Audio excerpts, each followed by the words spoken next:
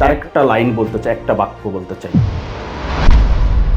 তারেক রহমানের প্রতিটি বাক্য বিএনপি নেতা কর্মীদের জন্য দিক নির্দেশনা আর রাজনীতির জন্য দলিল। আমি 1 বছর আগে আপনাদেরকে বলেছিলাম যে সামনে কিন্তু আমাদের কঠিন সময়, ষড়যন্ত্র থেমে নেই এবং এই নির্বাচনও কিন্তু খুব সহজ নয়।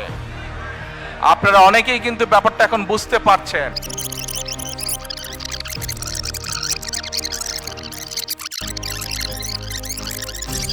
অদৃশ্য প্রতিপক্ষ ধীরে ধীরে দাঁড়িয়ে গিয়েছে।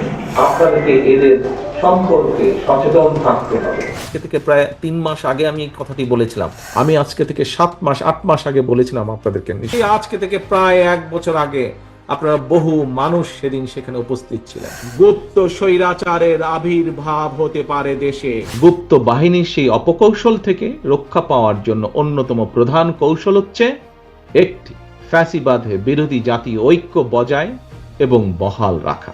তা না হলে একটি ভয়াবহ কিছু হয়তো অপেক্ষা করছে। জনগণকে সাথে রাখতে না পারি এই দেশের অস্তিত্ব নিয়ে ভবিষ্যতে প্রশ্ন দেখা দিবে। মানুষের অধিকাংশ ভোটারের সমর্থন পাওয়ার সম্ভাবনা যত বেশি উজ্জ্বল হয়েছে, তত বেশি দেখেছেন বিএনপিকে মিডিয়া ট্রায়ালের সম্মুখীন করা হচ্ছে। ঠিক 1/11-এর সময় যেভাবে বিএনপিকে মিডিয়া ট্রায়ালের সম্মুখীন করা হয়েছিল, ঘটনা ঘটেছে একরকম, পত্রিকার পাতায় উপস্থাপন করা হয়েছে আরেক রকম ভাবে। আপনাদের চারপাশে সুপ্ত আকাঙ্ক্ষা নিয়ে গুপ্ত স্বৈরাচার কিন্তু ওত পেতে রয়েছে। আমরা যদি এই যুদ্ধে মাঠে নেমে না পড়ি, এই দেশ ধ্বংস হয়ে যাবে। সবার আগে বাংলাদেশ। যেখানেই বাংলাদেশের স্বার্থ সেখানেই বিএনপি, যেখানেই বাংলাদেশের স্বার্থ সেখানেই জাতীয়তাবাদী শক্তি। তারেক রহমানের রাজনৈতিক দর্শন এতটাই সুনির্দিষ্ট যে উনি একটি বাক্য কথার কথা বা বলার জন্য বলেন না।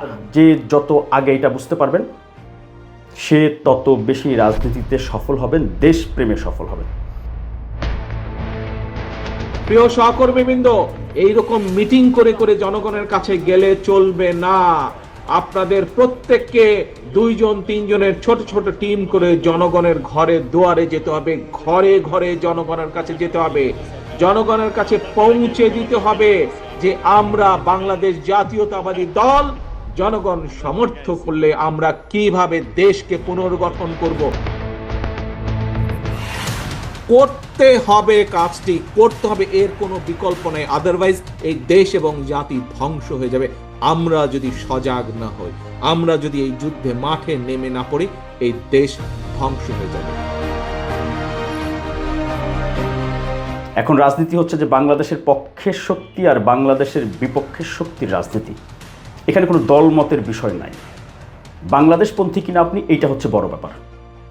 এই জন্যই কথা এখন বলতে হবে। কথা জরুরি কথা কি সেটি হচ্ছে আমাদের সবচেয়ে আগে, সবচেয়ে লক্ষ্য সবার আগে বাংলাদেশ। যেখানেই বাংলাদেশের স্বার্থ সেখানেই বিএনপি, যেখানেই বাংলাদেশের স্বার্থ সেখানেই জাতীয়তাবাদী শক্তি। এটিই হচ্ছে আসল কথা, এটিই আমাদের শুরু, এটিই আমাদের শেষ। সবার আগে বাংলাদেশ।